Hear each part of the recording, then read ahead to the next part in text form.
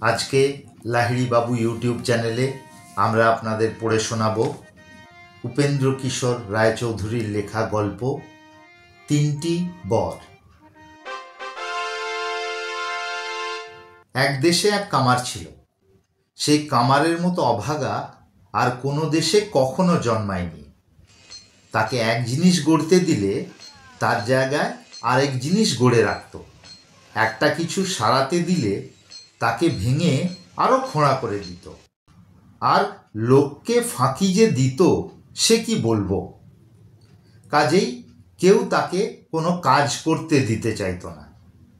তার দুবেলা দুটো ভাতও জুটত না। তাই সারাদিন তাকে গিন্নির মুখঝামটাই শুনতে হতো। একদিন সে দোকানে বসে গালে হাত দিয়ে ভাবছে কার কাছ থেকে কিছু টাকা ধার নেওয়া যায়। সেদিন আবার ভয়ানক শীত, তার গায়েও জড়াবার কিছু নেই। খিদে পেট জ্বলে যাচ্ছে, ঘরে খাবার নেই। এই সময় কোত্থেকে এক লম্বা সাদা দাড়িওয়ালা বুড়ো লাঠি ভর করে কাঁপতে কাঁপতে এসে তার দোকানের সামনে দাঁড়িয়ে বলল, জয় হোক বাবা, দুঃখী বুড়োকে কিছু খেতে দাও। কামার বলল, বাবা, খাবার যদি থাকতো তবে নিজেই দুটি খেয়ে বাঁচতুম। বেশ কয়েকদিন ধরে পেটে কিছু পড়েনি, ছেলেপুলে নিয়ে উপোস করছি, তোমায় কোত্থেকে খেতে দেব। তা তুমি না হয় আমার দোকানে এসে একটু বসো, আমি হাঁপড় ঠেলে আগুনটা উস্কে দিচ্ছি, তোমার একটু গরম লাগবে, তাহলে একটু আরামও লাগবে। বুড়ো তখন কাঁপতে কাঁপতে ঘরে এসে বলল, আহা, বাঁচালে বাবা, শীতে জমে গিয়েছিলুম। তুমি দেখছি তবে আমার চেয়েও দুঃখী। আমার তো নিজে খেতে পেলেই চলে, তোমার আবার স্ত্রী আর ছেলেপুলেও আছে শুনলুম।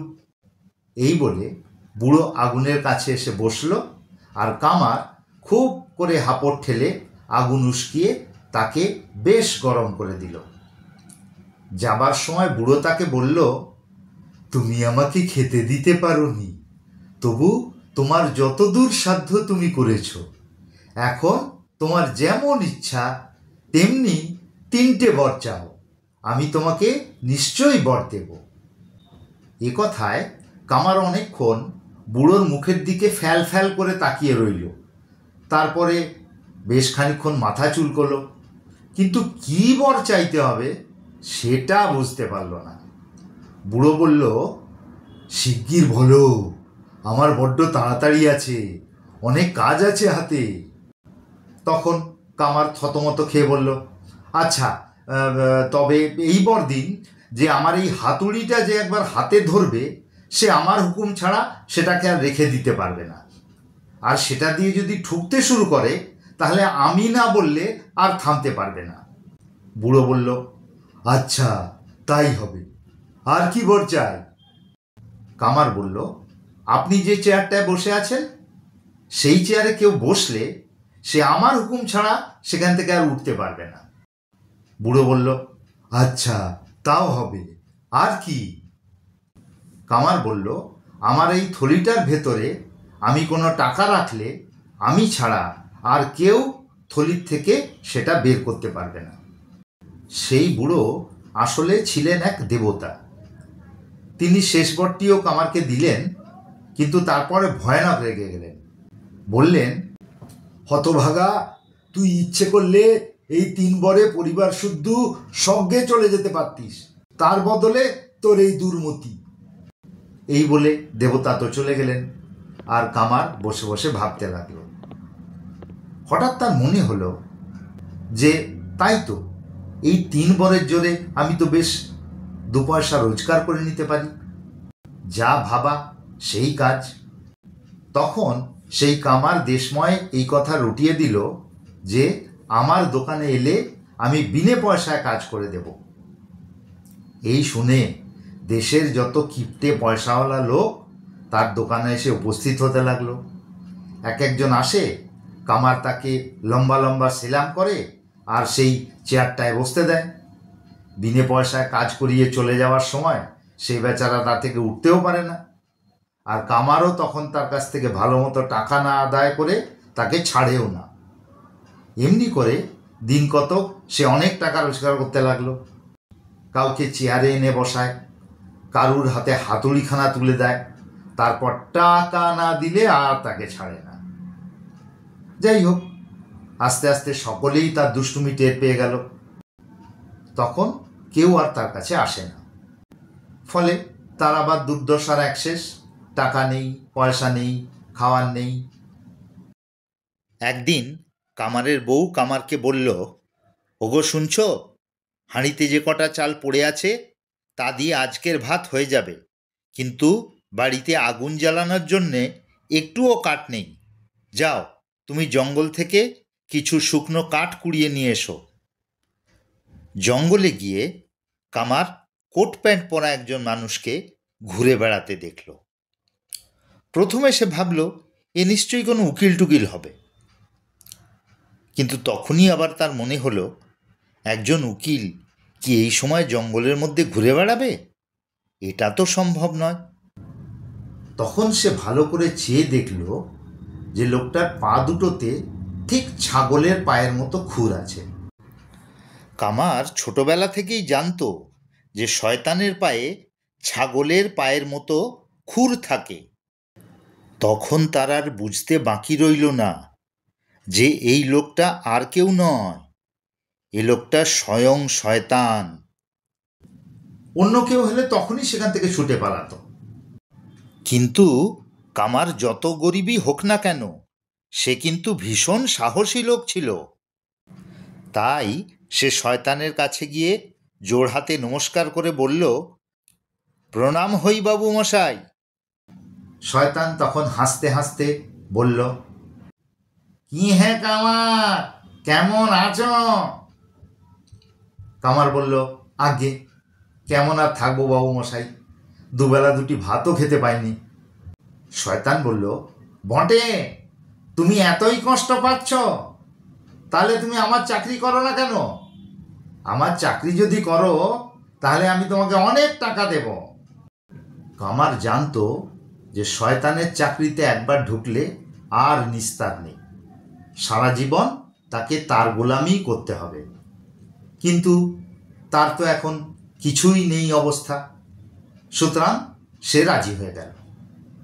শয়তান তখন কামারকে 3 থলি মোহর দিয়ে বলল, এখন এই টাকা দিয়ে খুব আরামসে খাও দাও, 7 বছর পরে আমি তোমার কাছে আসব, তখন তোমাকে আমার সঙ্গে যেতে হবে। ঠিক আছেন তো?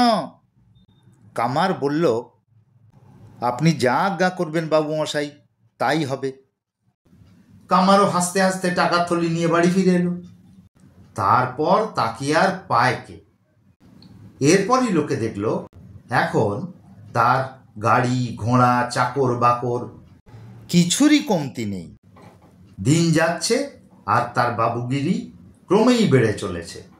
সে এমন বাবুগিরি করল যে 7 বছর শেষ হওয়ার বেশ কিছুদিন আগেই শয়তানের দেওয়া সব টাকা ফুরিয়ে গেল। ঘরে আর পয়সাও নেই, খাওয়ার দাওয়ারও নেই। তখন সে আর কি করে, তাকে আবার কামারি হতে হলো, নইলে খাবে কি? তারপর একদিন সে তার দোকানে বসে একটা লোহা পিটছে আর ভাবছে কখন খদ্দের আসবে। এমন সময় একজন বুড়ো মতন লোক ধীরে ধীরে তার কাছে এসে দাঁড়ালো। কামার ভাবল, যা, শেষ পর্যন্ত একটা খদ্দের তো এসেছে। তারপরেই ভালো করে চেয়ে দেখল, ওমা, এ তো স্বয়ং শয়তান। শয়তান বলল, মনে আছে তো, 7 বছর শেষ হয়েছে, এখন আমার সঙ্গে চলো, আমার চাকরি করতে হবে। কামার বলল, তুমি ছাড়বেই না যখন, তখন তো যেতেই হবে, কিন্তু আমার হাতের এই কাজটা শেষ করে যেতে পারলে কিছু টাকা পয়সা পেতাম, ছেলেপুলের বড্ড ভালো হতো, তারা কিছু খেতে টেতে পারত। তো তুমি দাদা আমার এই উপকারটুকু করো না, আমি সকলের কাছ থেকে বিদায় নিয়ে নিই, ততক্ষণ তুমি বসে এই হাতুড়িটা দিয়ে এই লোহাটাকে একটু পিটিয়ে দাও। শয়তান কাজে দুষ্টু হলেও কথাবার্তা আর আচার ব্যবহারে ভীষণ ভদ্রলোক। সে কামারের কথা শুনে তখনই তার হাত থেকে হাতুড়িটা নিয়ে লোহাটাকে পেটাতে লাগলো। সে তো আর জানতো না যে এটা সেই দেবতার বর পাওয়া সর্বনেশে হাতুড়ি, যা দিয়ে একবার পিটতে আরম্ভ করলে আর কামারের হুকুম ছাড়া থামবার উপায় নেই। কামার তার হাতে সেই হাতুড়িটা দিয়ে অমনি যে দোকান থেকে বেরোলো, আর 1 মাসের ভেতরে তার দোকানের দিকেই গেল। 1 মাস পরে কামার তার দোকানে ফিরে এসে দেখলো শয়তান তখনও ঠন ঠন ঠন ঠন করে বেদম জোরে হাতুড়ি পিটছে, আর তার হাড় মাস একদম কালি হয়ে গেছে। খালি শয়তান বলে সে এতক্ষণ বেঁচে আছে, অন্য কেউ হলে মরে ভূত হয়ে যেত। কামারকে দেখে শয়তান অনেক কাকুতি মিনতি করে বলল, ভাই ঢের তো হয়েছে, আমাকে মেরে ফেলে তোমার লাভ কি? তার চেয়ে তোমাকে আরও 3 থলি মোহর দিচ্ছি, আরও 7 বছরের ছুটি দিচ্ছি, আমাকে ছেড়ে দাও ভাই। কামার ভাবলো মন্দ কি, আরও 3 থলি মোহর দিয়ে 7 বছর সুখে কাটানো যাক। কাজেই সে শয়তানকে বলল, আচ্ছা মোহরগুলো তাড়াতাড়ি দাও আর তাড়াতাড়ি পালাও এখান থেকে। শয়তান সেই কথা শোনা মাত্র 3 থলি মোহর দিয়ে সেখান থেকে পাই পাই করে ছুটে পালিয়ে গেল। ব্যাস, তখন কামারকে আর পায়কে, আবার গাড়ি, আবার বাড়ি, আবার চাকর বাকর, আবার খাওয়া দাওয়া। তার ফলে সে টাকা শেষ হতেও আর বেশি দেরি হলো না। তখন হাতুড়ি পেটা ছাড়া অন্য উপায় নেই। এমনি করেই আরও 7 বছর কেটে গেল। এবার কামার শয়তানকে নিতে এসে দেখে কামারের বাড়িতে ভারী গোলমাল হচ্ছে। কি একটা কথা নিয়ে কামার তার গিন্নির ওপর বিষম চটেছে আর তাকে ধরে ভয়ানক মারছে। কামার গিন্নি অবশ্যই যেমন তেমন মেয়ে নয়, পাড়ার সকলে তার জ্বালায় পুরো অস্থির থাকে। সেও কামারকে ঝাঁটা দিয়ে কম নাকাল করছে না, কিন্তু কামারের হাতে হাতুড়ি তো, তাই জিত হচ্ছে তারই। শয়তান এসব দেখে কামারকে ভয়ানক 2 থাপ্পড় লাগিয়ে বলল, তুই তো মহাপাজি, নিজের বউকে ধরে মারিস, চল আমার সঙ্গে চল।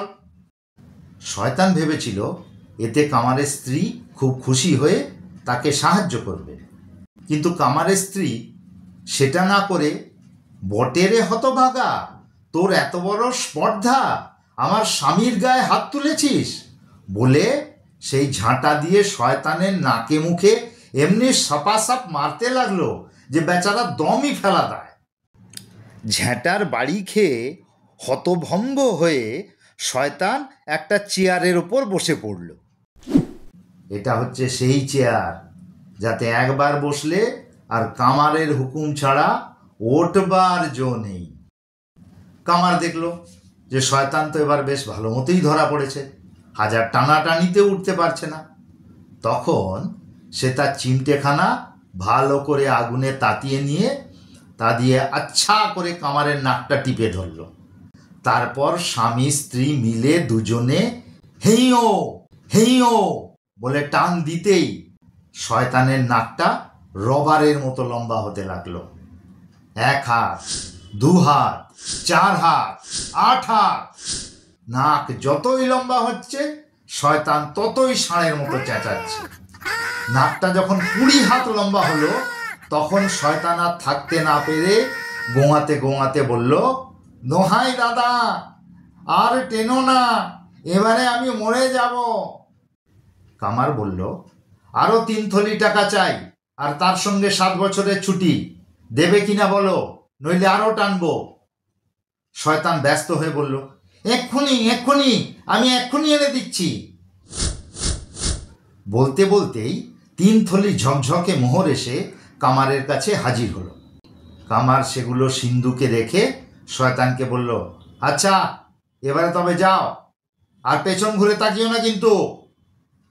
আর শয়তান পেছন ঘুরে তাকায়? সে ছুট বলে ছুট, মহা ছুট দিল। তখন কামার আর তার গিন্নি মেঝে গড়াগড়ি দিয়ে খুব হাসল, আর 7 বছরের জন্যে তাদের কোনো ভাবনা রইল না। 7 বছর যখন শেষ হলো তখন কামারের টাকাও ফুরিয়ে গেল, তখন তাকে আবার নিজের দোকানে গিয়ে বসতে হলো। ইতিমধ্যে তাকে নেওয়ার জন্যে শয়তানও চলে এসেছে। এবারে শয়তান একটা বুদ্ধি করে এসেছে। শয়তান জানে যে কেউ যদি তাকে নিজে থেকে আদর করে নিয়ে যায় তাহলে সে কিছুতেই তার হাত ছাড়াতে পারে না। তখন শয়তান করল কি, একটা ঝকঝকে মোহর হয়ে ঠিক কামারের দোকানের সামনের রাস্তায় গিয়ে পড়ে রইল। সে ভাবল যে কামার তো খেতে পায় না, মোহরটি দেখলে সে পরম আদরে তুলে নিয়ে যাবে। ব্যাস, তারপর শয়তানকে ফাঁকি দিয়ে সে যাবে কোথায়? যে কথা সেই কাজ। কামার সেই মোহরটিকে দেখতে পাওয়া মাত্রই ছুটে গিয়ে সেটিকে তুলে এনে তার থলিতে পুরল। তখন থলির ভেতর থেকে শয়তান হেসে তাকে বলল, কি বাপু, এখন কোথায় যাবে?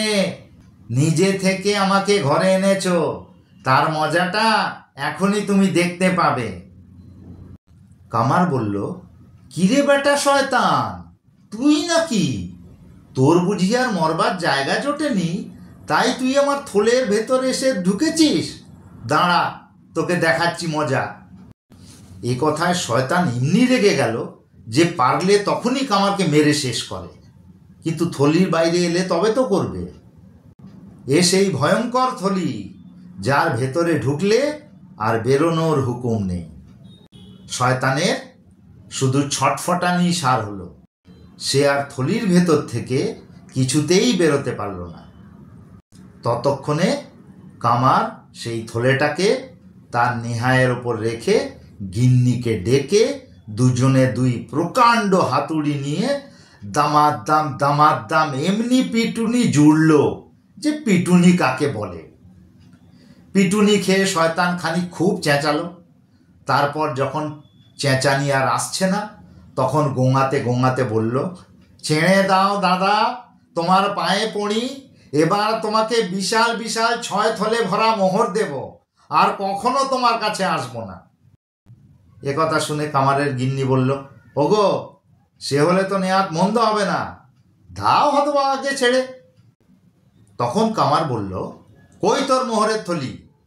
এবারে যদি বড় না হয় না। কামার কথা বলতে না বলতেই এমনি বড় বড় মোহরের থলি এসে হাজির হলো যে স্বামী স্ত্রী দুজনে মিলেও তার একটাকেও নড়াতে পারল না। তখন কামার একগাল হেসে তার থলির মুখটা খুলে দিয়ে বলল, যা বেটা, ফের যদি তোর মুখ আমাকে দেখাতে আসিস তোর টের পাবি। ততক্ষণে শয়তান থলির ভেতর থেকে বেরিয়ে এত জোরে ছুট দিল যে কামারের শেষ কথাগুলো সে শুনতেও পেল না। সেই 6টা থলির ভেতর এতই মোহর ছিল যে কামার হাজার ধুমধাম করেও তা শেষ করতে পারল না। 4 থলি মোহর শেষ হতে না হতেই সে বুড়ো হয়ে শেষে একদিন মরে গেল। মরে গিয়ে সে ভূত হয়ে ভাবল, এখন তো স্বর্গে না হয় নরকে, দুটোর একটাতে যেতেই হবে। যাই, আগে স্বর্গের দিকটা গিয়েই দেখি, যদি কোনো মতে সেখানে ঢুকতে পারি তাহলে বাকি জীবনটাও আরামসে কাটানো যাবে। স্বর্গের দরজার সামনে গিয়ে তার সেই দেবতাটির সঙ্গে দেখা হলো যিনি তাকে সেই বরগুলো দিয়েছিলেন। তাকে দেখে কামার খুব খুশি হলো, ভাবল, এই ঠাকুরটিই তো আমাকে অনেকগুলো চমৎকার চমৎকার বর দিয়েছিলেন, ইনি নিশ্চয়ই আমাকে স্বর্গে ঢুকতে দেবেন। কিন্তু সেই দেবতা কামারকে দেখেই খুব রেগে গেলেন। বললেন, এখানে এসেছিস কি করতে? পালা হতভাগা, শিগগির এখান থেকে পালা। কাজেই সে বেচারা আর কি করে, সে সেখান থেকে ফিরে নরকের দিকে চলল।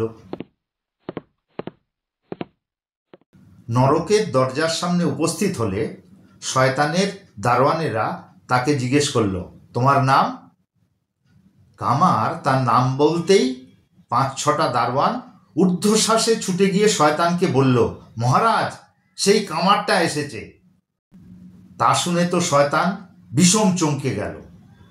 তারপরে এক লাফে ফটকের কাছে ছুটে এসে দারোয়ানদের বলল, শিগগির দরজা বন্ধ কর, আঁট হুড়কো, লাগা তালা, খবরদার ও বেটাকে ঢুকতে দিবি না, ও এলে আমাদের কি আর রক্ষা থাকবে নাকি? শয়তানের গলা শুনে কামার গরাদের ভিতর দিয়ে উঁকি মেরে হাসতে হাসতে বলল, কি দাদা, কি খবর, সব ভালো তো? সে কথা শেষ হতে না হতেই শয়তান এক লাফে তার সামনে এসে এমনি জোরে তার নাকটা মুলে দিল যে কি বলবো। কামার তখনই সেখান থেকে চেঁচাতে চেঁচাতে ছুটে পালালো, কিন্তু তার আগেই তার নাকে আগুন ধরে গিয়েছিল। সেই আগুন কিন্তু আজও কামার নেভাতে পারেনি। সে আগুনের জ্বালায় অস্থির হয়ে কামার নানান জায়গায় জলায় পুকুরে তার নাকটা ডুবিয়ে বেড়ায়, আর সেই আগুন দেখতে পেলে লোকে বলে, ওই দেখো আলেয়া।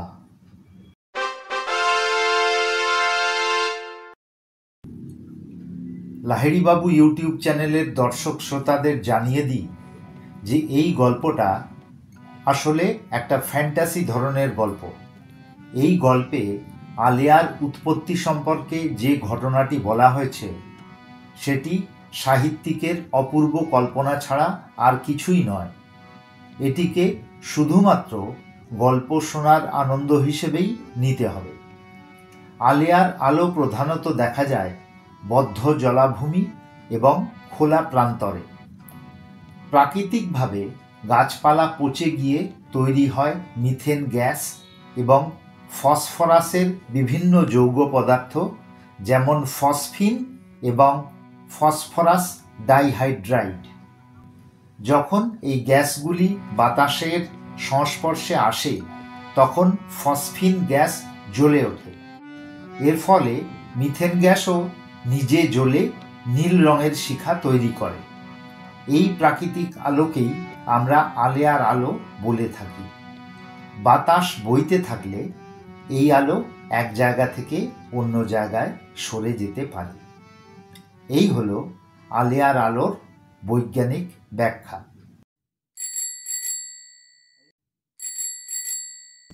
আজকের গল্পটা যদি আপনাদের ভালো লেগে থাকে তবে নিশ্চয়ই মন্তব্য করে জানাবেন। আর কিভাবে আমরা আমাদের পরিবেশনা আরও ভালো করে তুলতে পারি সে ব্যাপারেও আপনাদের সুচিন্তিত মতামত পেলে আমরা নিজেদের ধন্য বলে মনে করব। আপনাদের অনুরোধ, আপনারা চ্যানেলটি সাবস্ক্রাইব করে দিন, আর আমাদের উৎসাহ দিতে যদি গল্পটাকে একটু শেয়ার করে দেন তবে আমাদের দর্শক এবং শ্রোতার সংখ্যা বাড়বে, তাহলে আমরা আরও উৎসাহিত হব। সবাইকে অসংখ্য ধন্যবাদ। সবাই খুব ভালো থাকুন, সুস্থ থাকুন, আনন্দে থাকুন। সবার মঙ্গল হোক।